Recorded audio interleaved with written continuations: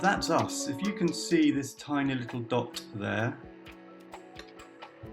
that's Earth from space, and on it, everyone you love, everyone you know, everyone you've ever heard of, every human being who ever was, lived out their lives on a mote of dust suspended in a sunbeam. And those are the words of Carl Sagan when he wrote the book Pale Blue Dot, inspired by the view of Earth from space. And that's what we've got, folks. And we're not treating it all that well. So from a nature point of view, we've lost about 2/3 of wildlife in the UK alone since 1970, 50 years ago. There are about 1/3 of global species at risk of extinction, either endangered or vulnerable or critically endangered. And rather closer to home, I think, for all of us, many of us don't even have access to wildlife close to where we live. In fact, if you just look at America alone, there's 100 million Americans without access to a park within 10 minutes of where they live. So we've got to turn this around, haven't we? And Joanna Macy and Chris Johnston wrote a book called The Great Turning, which was recognizing this crisis, but also the opportunity in it to do something. This is a moment we need to seize, and they called it the essential adventure of our time.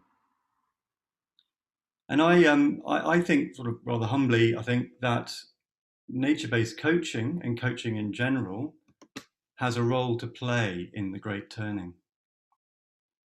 And the question really is as coaches, are we here for our clients only, or are we here for our clients and our planet? For those of you that know about coaching, this is one way of looking at it. It's a tool for change in which we try and ignite action for ourselves, the way we show up and perform in the world, the impact we have on others.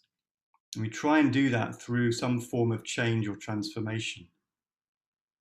And usually in response to a personal issue or crisis. So, for example, a perceived lack of psychological safety, or our challenge in reaching the vision we want for our lives, or a lack of agency, or challenges with our relationships.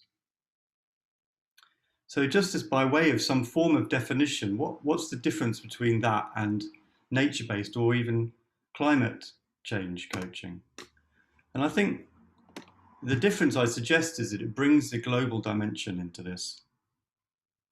So we know about the crises we're facing in nature and health and equity, climate, and so on. And often our personal crises are actually in response to that, directly or indirectly, consciously or unconsciously. So how might we create transformation with that knowledge of the global picture, and actually maybe ignite action that is more than just about self and performance, but could also be about community, and in the end, about action for the environment.